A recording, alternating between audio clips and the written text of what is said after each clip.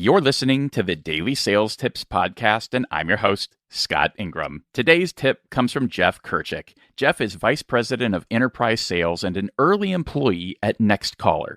He's also the author of the new book, Authentic Selling: How to Use the Principles of Sales in Everyday Life, and a 2010 graduate of Princeton University. Here he is.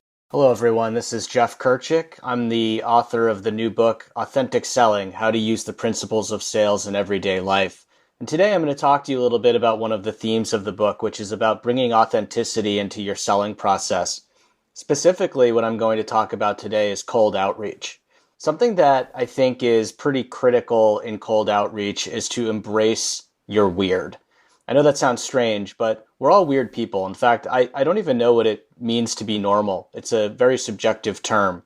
Even people that seem fairly normal are probably pretty strange if you peel the onion. We all have really interesting stories to tell. We all probably do things that might seem weird. Maybe you sing in the shower. Maybe you sing to your pet. Maybe you have weird, superstitions or idiosyncrasies that most people don't get to see. At the end of the day, we all have these little things about us that make us unique. And we need to embrace those when we're reaching out to people for the first time. In fact, I would argue that being your weird, authentic self allows people to trust you more. It lets them know that you are an honest person, that you are willing to be who you are and not pretend to be somebody else. But I think a bigger reason why it's important to be weird is because, let's face it, there's so much stimulus that people are seeing today when they're, getting hit up by vendors constantly, solicitations left and right. You really need to stand out from the pack. I like to use the expression that you need to be weirder than Waldo. The reason for that is because, when I was a kid, I used to, get the Where's Waldo books, and Waldo was a pretty weird guy. I mean, he would wear these like red and white striped t-shirts and hats and stuff, but he was still pretty hard to find.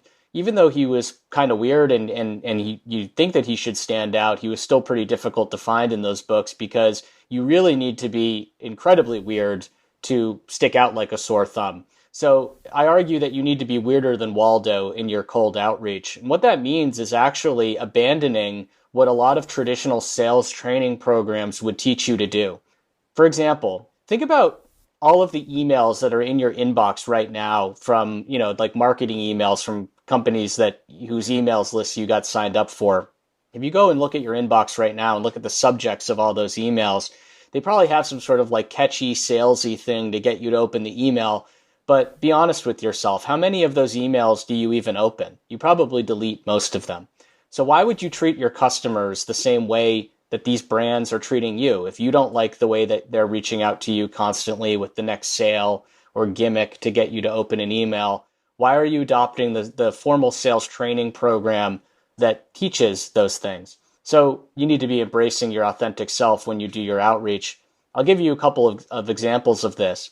Please don't judge me, but I have a cat who, let's just say, she tweeted with American Airlines about a decade ago. I had a Twitter account for my cat. They had a back and forth exchange.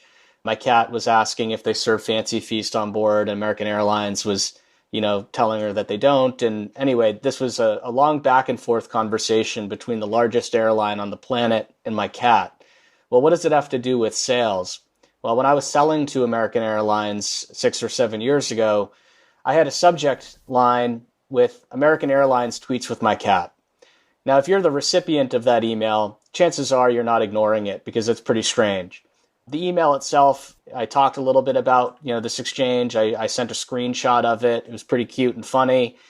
But I also, was pretty short and sweet about, how it made me admire their brand and how they must be interested in a product like ours as a result of what I had learned from this experience.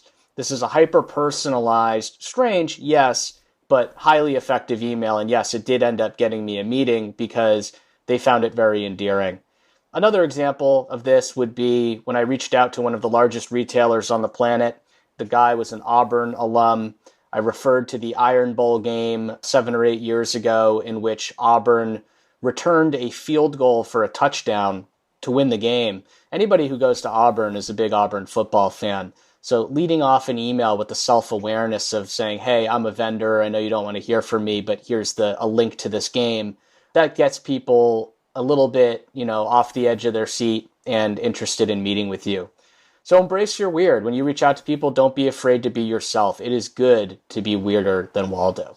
For links to connect with Jeff and to get your hands on a copy of his book, Authentic Selling, just click over to DailySales.Tips/719 and we'll have it all for you there. Once you've picked up your copy of Jeff's book, be sure to come back tomorrow for another great sales tip. Thanks for listening.